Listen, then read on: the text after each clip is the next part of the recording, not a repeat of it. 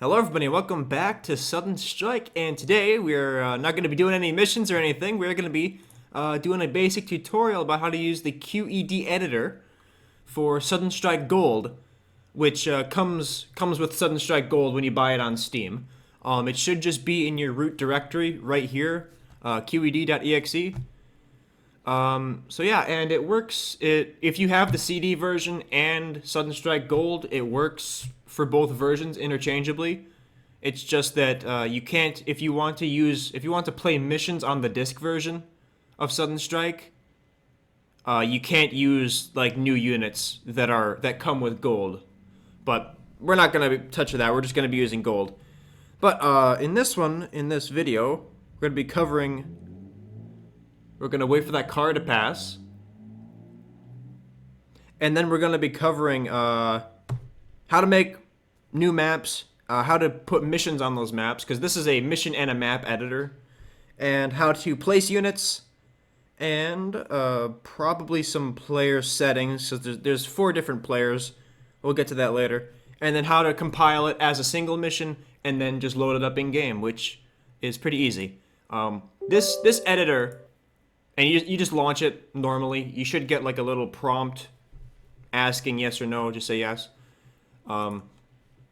This editor is pretty simple. This is probably one of the most simple editors out of something like Sapien for Halo or the Igor editor for Ghost Recon. This is very straightforward. But when you open it up, you'll have just a placeholder map. You're able to left click at this little mini map area to move around. You can use the sliding bars here. It's way easier to just use this. And all these options right here are just the map options. So if you change any of these, you'll have to go save the map. But before that, you're not able to actually save a map until you make a mission on that map. But yeah, but you still need to just make a map first. So go up to map, new map, and then you get some options here: the width and the height. The height without the E, I guess. And you can actually make these. You can do whatever the hell you want with these. We can do 128 by 256 and have it be a really long rectangle map. And then you got the scheme, which is just the environment: winter, beach, desert, summer. And this determines what camouflage the units will use, and the type of trees you can place, the type of buildings you can place, just that type of stuff. So I think we'll go with summer, and 128, 256, click OK, and it makes a really long rectangle map because of the dimensions we put in. And when it comes to placing things, it's all the same. You got all these options over here: terrain, grass 2. To place anything in this game, it's just left click. You can left click right there. You can see the change slightly. I'll use something different. We'll go to swamp. Okay, no, we'll go to water. Yeah, go to water. You just click and drag to place stuff, or just click once if you want to get one little square, and then to undo it, you just right click and go over it the exact same way. That's the way it works for literally everything. Trees, buildings, free objects, standing objects, streets, all that stuff. It works that same way for units as well. I guess the only thing to know is that if you place a bunch of trees right here, we can't get rid of this water because we don't have any of the terrain selected. And if we go to terrain here, we can cover this up, but we can't get rid of these trees. So the thing you want to get rid of, I guess, the type of thing you want to get rid of, you have to have that also selected. So now we can get rid of trees, and we cannot get rid of this water or anything else. So that's the exact same thing for every one of these little tabs. And yeah, those all work pretty much the same. You got a little damage slider right here. For trees, it's just like a destroyed thing. But now, let's get to missions. So, to make a new mission, you go up to mission, new mission, and then you got the same width and height. We could do 128 by 128, and that would be like half of this map. but we'll just have it be the entire map. So we'll do 128 by 256, and you'll see a little white outline on the map itself and in the mini map, and you'll have several more objects, or not objects, tabs to use. You got units, sounds, markers, visibility, gates, other properties. I think that comes with the mission, but you'll find out. You'll know when you try and use it and save stuff. Let's get that out of there.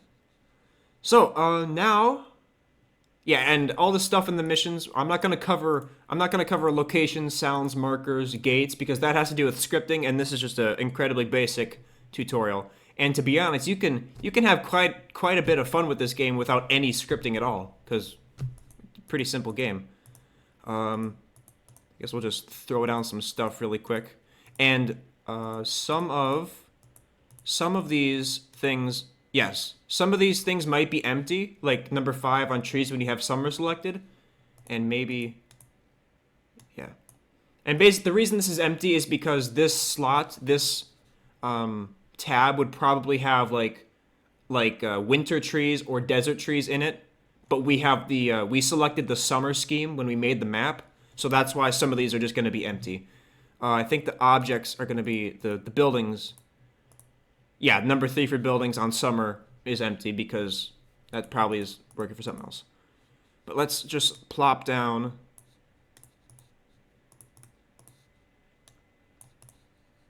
a handful of buildings here.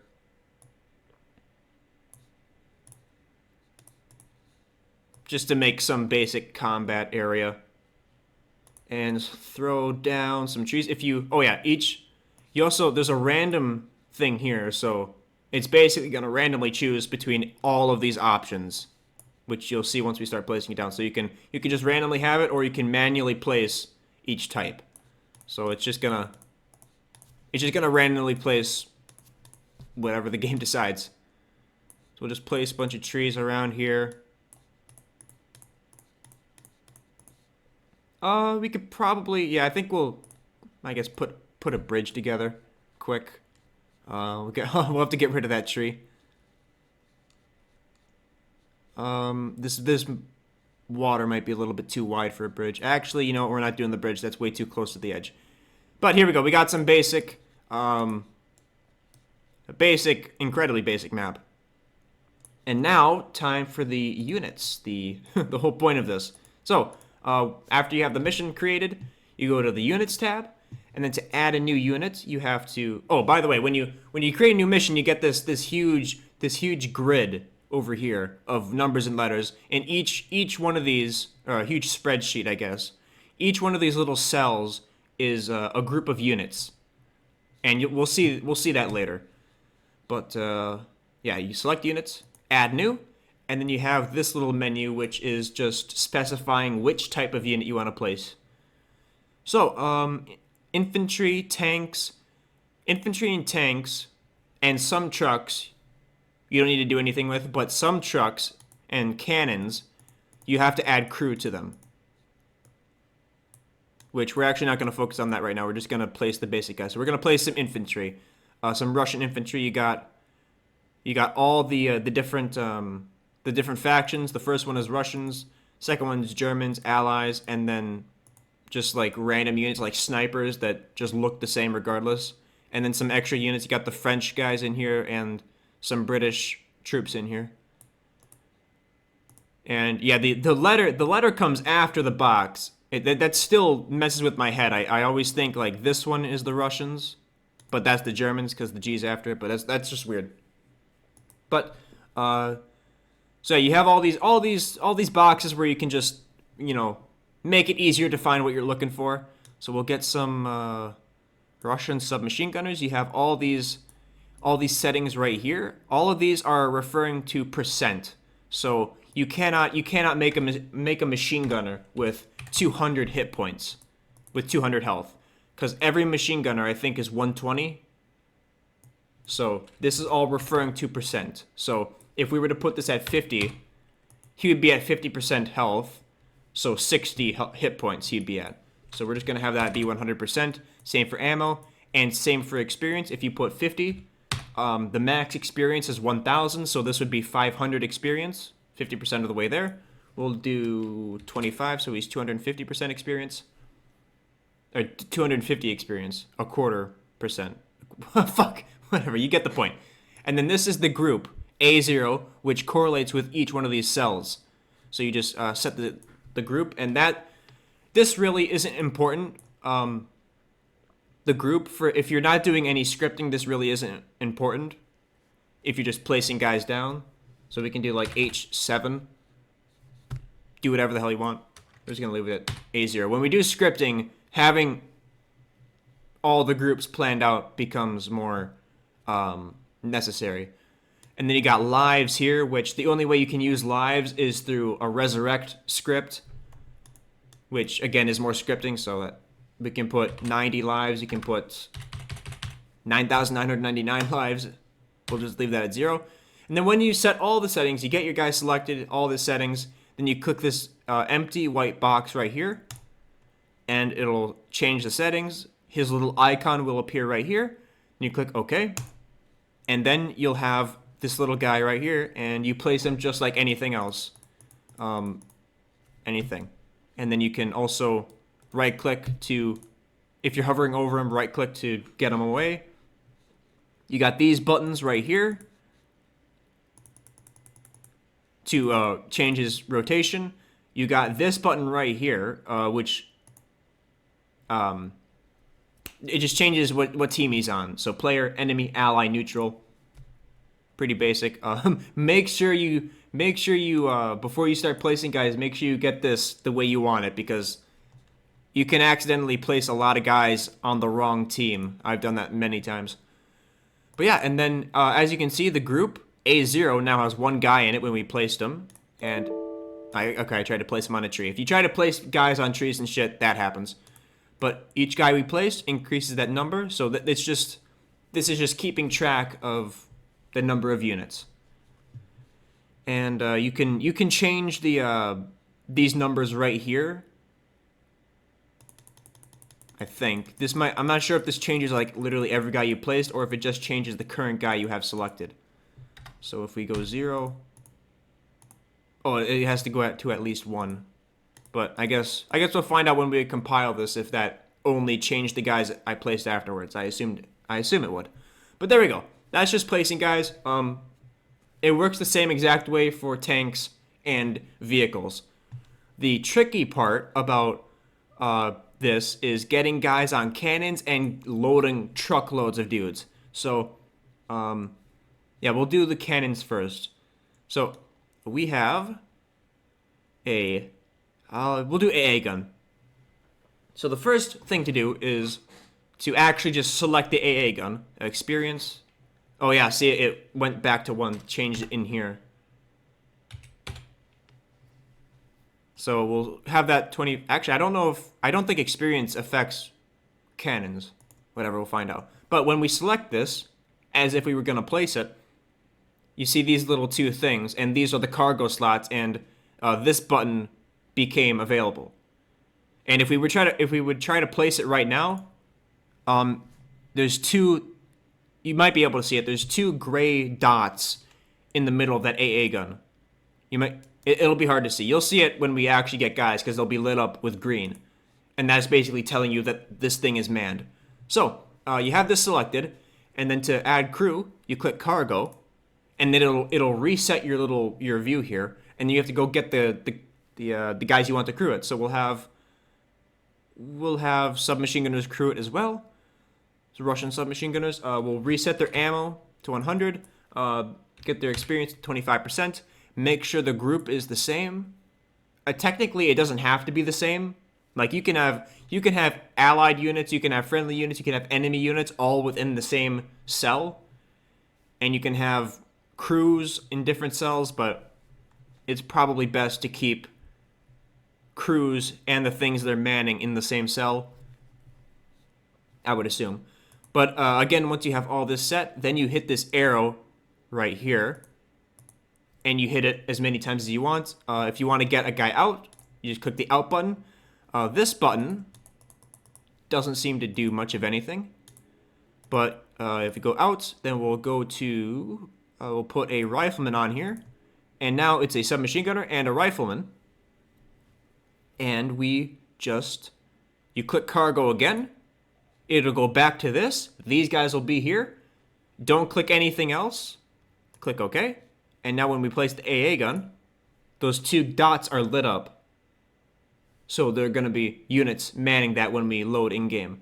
And then for trucks, it's the exact same thing, just with more guys. So if we go to, let's do an American thing. Let's do the Greyhound. Oh, we have to go select it first.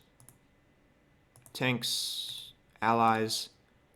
That might be, is the Greyhound in vehicles or, oh no, it's in tanks. Okay, so the Greyhound, it can carry 4 guys. So you just select the Greyhound. And it does keep, if you have something set before, it does keep the, what's it called? It keeps the cargo of the previous thing. But if we were to go select infantry, a medic here, it erases it. And then if we go back to tanks, Greyhound. Oh, it stays there. Okay, I guess it stays there. That's cool. But we don't want that. We want Americans in here. So get those guys out of the way. We'll have a American anti-tank bazooka guy, an officer, a submachine gunner, and where's the rifle? And an American rifleman. A 25% experience, all that is all good. Click that. Back to the Greyhound, or back to this thing with its cargo filled. Okay. And then when we place it, it will have 4 green dots. And that's the exact same thing for trucks and anything else that can have cargo. It just, the only thing that varies is the amount of guys it can carry. So there we go. That is pretty simple. And I think, yeah, we'll place all that. And yeah, in order to have guys like come and attack you, we'll have to do some scripting. So I'll do that in another video. So we'll be attacking. But now we'll just place a handful of enemy troops. Get all this shit out of here. And we'll just do Germans. Let's do a bunch of commandos. Again, the group itself doesn't matter if you have allied and friendly. If you have allied and enemy troops in the same cell, that doesn't really matter. But we'll make this B0 and have these guys be at 0 experience just so we crush them. And yeah, click that the white box to, I guess, configure them so you're able to place them. Make sure to change this to enemy when you're changing which side you're placing them on. And we can rotate him right here. And now B0 is being filled up with numbers because we're placing those guys. And we have a tiny little scenario here where these guys are just going to stand here and we're going to come in and attack them when we are able to. Or when we compile the scenario. So now we have to save the map, which you can only save maps after you make a mission on the map. So we'll save. You'll have a whole list of maps here. I have several. I made this one, this one, this one, this one, this one. So I've made 5 already. You want to look for one that says empty because not all these are empty. It's empty if it says empty. So you just find an empty one, save it. You can name it whatever you want. QED. And so that's saved. I don't think you have to compile the map. I've never run into any problems, but we'll compile it just for whatever reason. Doesn't seem to do anything. And then mission, we will save this mission, and you can. It looks like you can have 15 missions per map, so that's pretty good. And once you make a mission, on a map, you can't delete that mission. At least I haven't found a way to. And I don't know how to go in and delete a map. I haven't like dug into the files, but there is no delete button in the editor itself for maps or missions. So I guess Just don't go too crazy. Don't run out of space. But yeah, just hit save. Name it whatever you want. Test. And there we go, that's saved. And now we just have to do one more thing. We have to go back to mission here and then compile as a single player mission, or single mission. You can compile as multiplayer missions as well.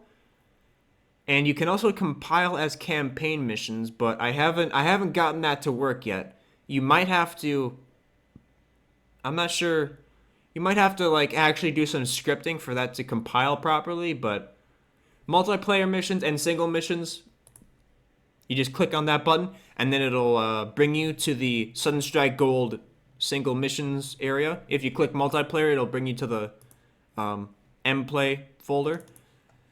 And then you just name your mission. We'll do this. I have several right here.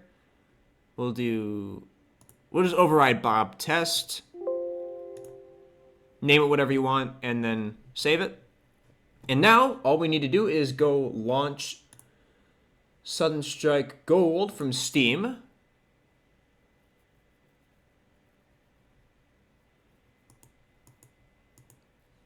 Single player, single missions, and we are looking for Bob Test. So yeah, all the ones you saw of mine that were in there are also right here, and we got Bob Test right here. And as you can see, the map is I don't think Sudden Strike was designed for, you know, really long maps like this. It looks pretty awkward, but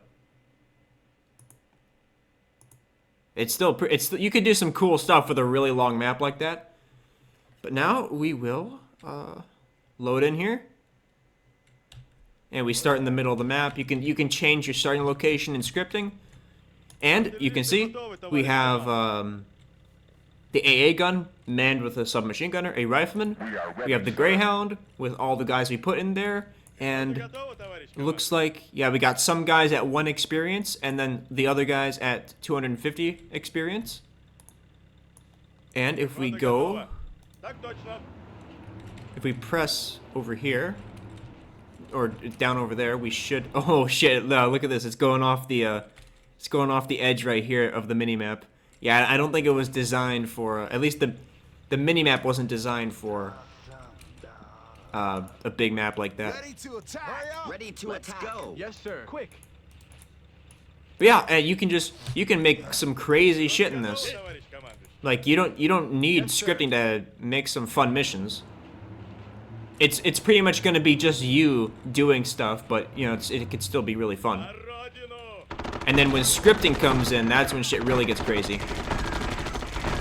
And we'll just assault in here. So yeah.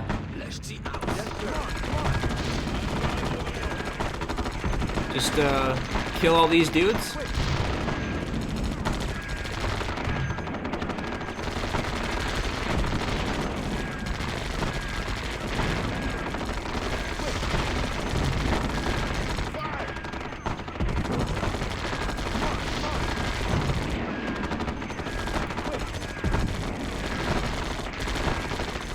And I think that's it. We lost a good chunk of guys, but We are ready, yeah, sir. that's basic. That's the very bare bones of how to, I guess, throw together a quick little mission, have some fun with Sudden Strike, test things out, test what guys do good in certain situations. We are ready, sir. See the differences between experienced units versus non-experienced units. That's very useful to figure stuff out like that, and just generally like have fun in the game without doing a bunch of crazy, without doing some crazy ass mission and getting bombarded by artillery the whole time. So yeah, I'm definitely gonna do more of these because I already know this. I know this editor pretty well. I don't think the only thing so far is compiling the campaign missions. I'm not sure, when I click on it, nothing happens. So I'm not sure if I have to have some scripting set up. But maybe a briefing? I don't know. I'll fuck around and find out. But yeah, most of this, you don't really need to change anything. You can toolbar, everything is very straightforward in this editor. It's very, very easy to use compared to some other stuff. You got, yeah, players right here. This is where this doesn't really matter. You got name, enemy, player 1. So I think, yeah, here's the team, the actual team, then just the name. So you can have four different players, have several be on the same team and other shit. You can set up the amount of bombers you have and stuff like that. This is setting up paratroopers is the exact same way as like selecting a unit. You click on this little this white box to do to select the guy, and you can change the amount of guys that are dropped with each plane. So if we were to like have a transport plane go do something, this would drop 20. Yeah, this would drop 20 Panzer Fausts. 5, 5, 5, and 5. 5, 5, 5, 5. Yeah, okay. And you can change the experience, all this stuff, the group, everything. It's basically the unit selector, just not there. In a different area. And yeah, if you click OK when all these are set to 0, it just erases everything, so that's pretty good. But yeah, you can change the nation.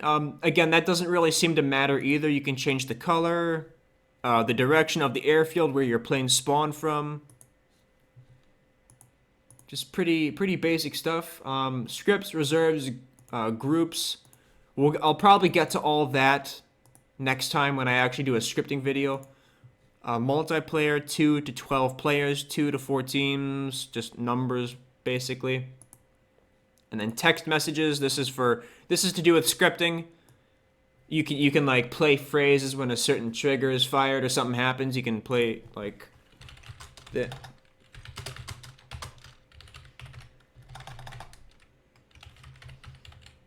You can just have this set up and then you select this phrase in the scripting menu and have a sound play with it. Just fuck around and find out. It's pretty simple, pretty straightforward in terms of editors from what I've seen.